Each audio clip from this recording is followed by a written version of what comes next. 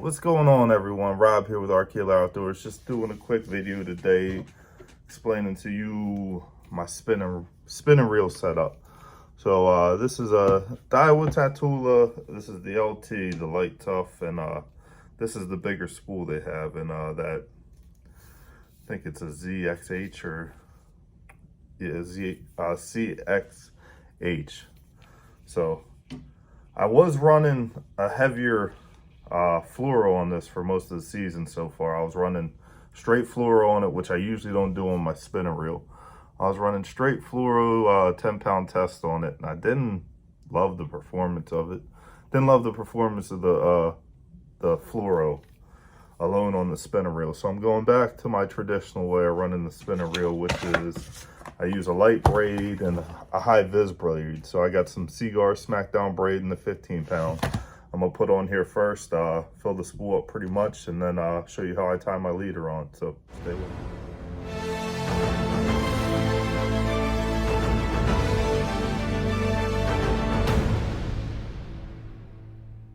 So the first thing you want to do is you want to run it through the eyes of your pole.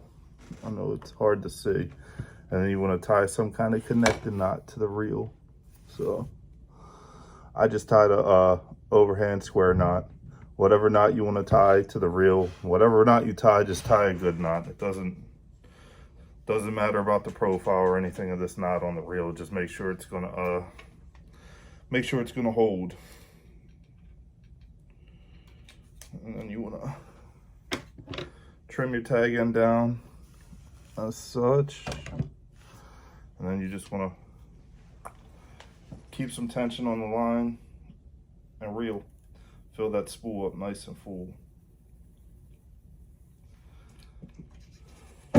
One thing, and the reason I run this Braid, the Fluoro combo, is how far and how much better I can cast doing this. And the reason I run such a bright line is because I'm going to put, and my leader length for Fluoro, I usually do double the rod, to be honest with you. I tie a double uni knot on, and then tie a double uni knot on, and I'll run my fluoro, tie it on with the double uni, and I'll run the fluoro until it reaches the reel. So usually between 14 and 15 feet of line is my guess. I wouldn't go much shorter than 9 foot with my leader for a spinning rod. Yes, the rod I'm doing this on is a broken bait casting rod, but it's perfect for putting the reel on and running through a couple eyes just to make it come in at the right angle. And I don't have any fancy gizmo that I have holding my line. I have it wrapped around the leg of a desk, and I'm just using that to keep a little bit of tension on it as I reel on. And like I said, you want to fill that reel up nice and long. So the next thing I'm gonna do on my spinning setup, now that I have my end, pick the size fluorocarbon you want to use. So I'm gonna put 8-pound Sunline Sniper on right now. The beautiful thing with this setup is now that I have the braid on, and that 15-pound braid is 20-pound braid, whatever you can get your hands on is fine. That 20-pound braid is the size of 6 to 8-pound test. So it fits perfectly on that spinning reel. The great thing is now, if I wanted to put 20-pound test on here, I could tie that uni knot, put that 20-pound test on here, and fish 20 pounds on my spinning reel, no problem. Where if I were to load that spinning reel up with 20-pound test, it's not going to take it very well. So this is going to be more of a finesse drop shot wacky rig setup. So I'm going to stay with the 8-pound test for now. This is going to be hard for you guys to see, but I'm going to show you the uni knot if you've never tied one. So you stretch the lines so they're next to each other, and then I'll start with the fluoro side. You're just going to make a loop and then wrap through the loop. And because this is a connected knot, I'm going to wrap 7 times. That's 1, 2, coming through the loop, 3, 4, 6, 7. Lost it. Let's do that. 7 one more time. So you see you're gonna pull it. See how it just kind of makes one uni on there. Wet it real good. Again, pinch on down. Now I'm gonna take the braid side, make a loop, and then I'm gonna come through that loop, wrapping around the fluoro 7 times. 1, 2, 3, 4, 5,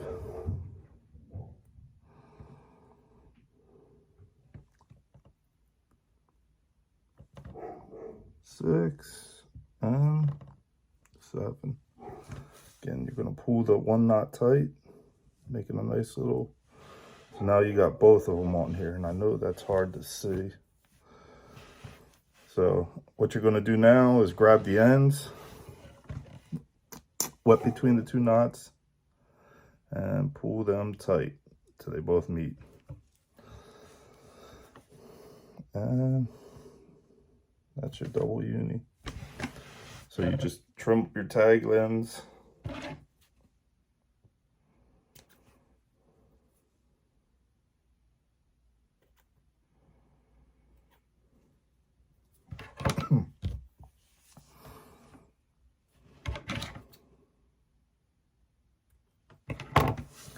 Tag ends trimmed up. Just gonna reel about 15 foot on here.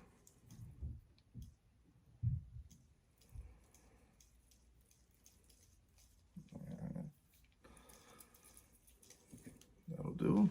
So that's my spinning setup, how I run it almost all the time. Like I said, I tried the straight fluoro, thinking I would be able to fish a paddle tail a little better on it. Didn't cast as well. I like the coil a lot more.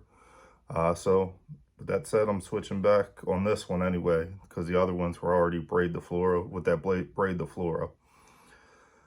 May hurt me a little bit on the paddle tail, getting it down to quite the right depth if I'm fishing on a spinner reel, but more than likely, with that said, with this setup, I just put that paddle tail on a ball head jig and put it on a bait caster. So that's my spinning setup in a nutshell. That's the lines I use and how I use them. And I mean, the other plus side of this, with that high vis line, when you throw that wacky rig out and you leave it on a super slack line or something like that, you'll actually see that high vis line starting to swim off well before you'll feel that bite most of the time. So it makes it easier to track your line in the water, and you'll see that braid jump, and you'll keep that sensitivity. So this is the way I do it. This is the way I like to do it. And I mean, I've had no problems with this. I've caught a ton of fish doing it this way. Do have to tone down your hook set a little bit. If you have that big hook set, you're gonna annihilate that fluorocarbon if you don't get the slack out of it before that hook set. So keep it with your light finesse stuff, tone that hook set down, that nice steady lift once the slack is out, and you're not going to have any problems with this. So appreciate you guys watching and following along. More fishing content coming. I'll catch you guys on the next one.